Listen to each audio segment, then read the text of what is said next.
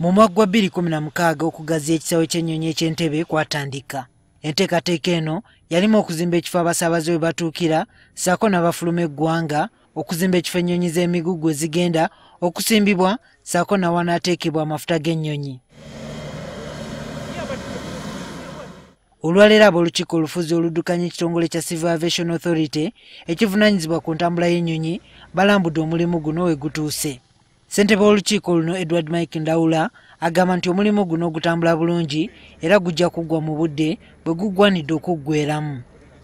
Ennyonyi we zibuukira, we zitambulira, we zipaakinga oba we zisula, we zinywera amafuta, n'abantu b'ennyonyi bayingira okulinnya ennyonyi n'abakomyewo okuva ebweru n'emigugu gyabwe n'abasuubula ebintu byonna bijja kuba nga biwedde. Wabula mu kiseera kino ng'okugaziya ekisaawe kugenda mu maaso wagenda kubeerawo okutaataaganyizibwa abakozesa entambula y'ennyonyi era ng'ennyonyi we zitambulira nawo wayinza okukyukako. Kyokka abakulu bano bagamba nti kino baakisalira dda amagezi. The taxiway Foxtrot to get to apron 2, we'll still be using that one. We've got 2 or 3 different stages to work our way through here on 12:30. We've got another area to come, and then we've got an area back at this end.